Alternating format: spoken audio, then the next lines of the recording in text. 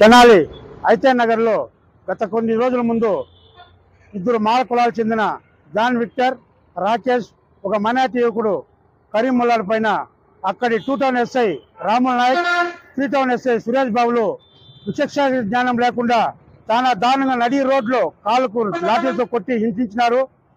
అదే పోలీసులకు చెందిన ఒక కానిస్టేబుల్ కన్నా చిరంజీవి అనే తప్పుడు కంప్లైంట్ వల్ల ఇద్దరు సీఏలు చేసి దళితులను కూడా చూడకుండా ఇద్దరు దళితుల మీద, ఒక ముస్లిం మైనార్టీ యువకుడి మీద నడి రోడ్లో లాఠీలతో కొట్టి హింసించి, అయ్యా మా కాళ్ళకు రాడ్లేశారు, మమ్మల్ని వదలండి అన్నా కూడా వదలకుండా రాక్షసులాగా వాళ్ళిద్దరిని లాఠీలతో కొట్టి నడి రోడ్లో హింసించినారు.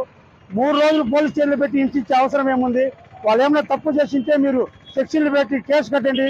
న్యాయస్థానాలు, న్యాయవాదులు వాళ్ళు ఉంటారు, జడ్జిలు ఉంటారు, వాళ్ళు శిక్ష చేస్తారు తప్పిస్తే ప్రజలు కొట్టే హక్కు మీకేముంది? అదే అగ్ర కులస్తులను అయితే మీరు లాఠీలతో రెడ్యూలేట్లో కొడతారా? ఇన్నేళ్ల చరిత్రలో చూస్తున్నాము. ఎస్సీ ఎస్టీలు మైనారిటీల మీదే పోలీసులు దాడులు చేయడము, కేసులు కట్టడం జరుగుతుంది. అయ్యా మేము ఒకటే చెప్తున్నాం, భారత రాజ్యాంగంలో చట్టాలు అందరికీ ఎవరికి చుట్టాలు కాదు, అందరికి ఒకటే.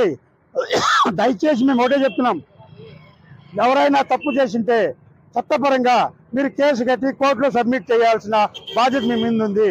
అది వదిలేసి వాళ్ళని నడి రోడ్లో కొట్టడం చాలా దారుణం. దీనిపైన మేము సుప్రీంకోర్టులో కోర్టులో కేసు వేయబోతున్నాం. అలాగే హ్యూమన్ రైట్స్ కూడా దీన్ని స్పందించి ఆ బాధిత కుటుంబాలకు న్యాయం చేసి ఎవరైతే ఈ దాడికి పాల్పడ్డారో ఆ ఆఫీసర్ని వెంటనే సస్పెండ్ చేసి వాళ్ళ మీద ఎస్సీ ఎస్టీ అట్రాసిటీ కేసు కట్టాలని ఈరోజు మేము డిమాండ్ చేస్తున్నాం.